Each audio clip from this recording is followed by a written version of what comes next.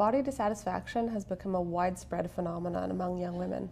It has been shown to lead to an increase in harmful food and weight-related behaviors, increased mental health issues, and ultimately an increase in eating disorder development. It's not surprising then that an increase in body dissatisfaction has led to an increase in the prevalence of eating disorders. We don't know a lot about how young women understand eating disorder prevention messages. However, there is research that suggests that some approaches are more impactful than others.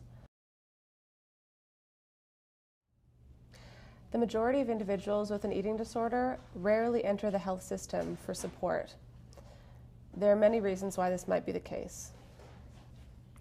Many individuals with eating disorders may not even realize that their behaviors are problematic. Those who do may be unwilling or unable to seek treatment. And when an individual is ready to seek help for those behaviors, treatment providers are often few and far in between, sometimes geographically or financially inaccessible.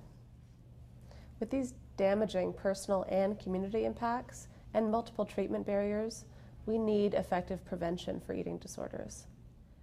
Research suggests that all young women, even those who don't show signs of disordered eating, stand to benefit from eating disorder prevention materials.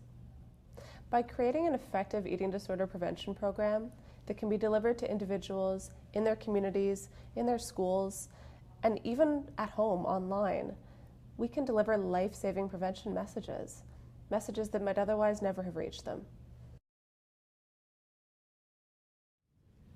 Research indicates that some of the most powerful ways to help prevent eating disorders is to teach women to stop comparing themselves negatively to other women and to stop them from talking disparagingly about their own bodies or other people's bodies. And these methods seem to teach women to have a healthier body image and help to reduce eating disorder risk factors. We can do this by showing them how media images are manipulated, they aren't real, and also by telling them how the so-called ideal body has changed over the course of history and across different cultures. And by doing so, we can help women understand that thinness does not equal attractiveness.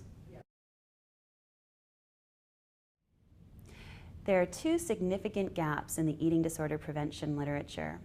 Firstly, there is no consensus yet over what the ideal age is to target young women with eating disorder prevention messages. And secondly, the unique experiences and perspectives of women with eating disorders is missing from the literature. And this current research project is going to attempt to address these gaps in the literature.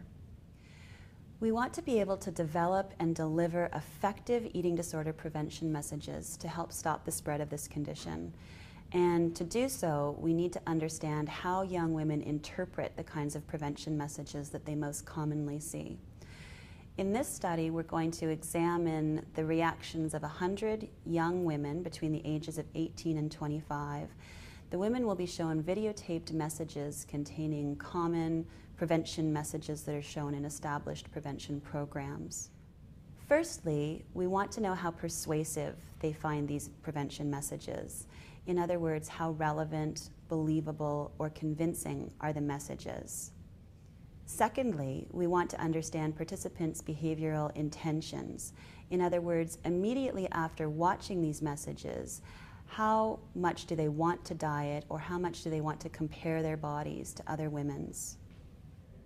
Finally, in order to address another gap in the literature, we want to understand the reactions of women both with and without eating disorders.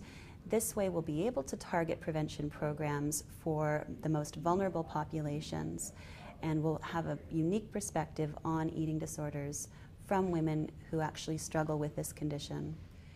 Knowing how women respond to eating disorder prevention messages will help us to better develop and deliver effective prevention programs, and this will help to stop the spread of this condition.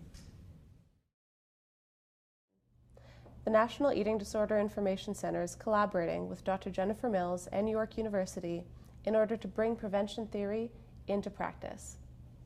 Understanding how prevention messages work will help us to understand how to implement effective prevention in our work with young women across Canada.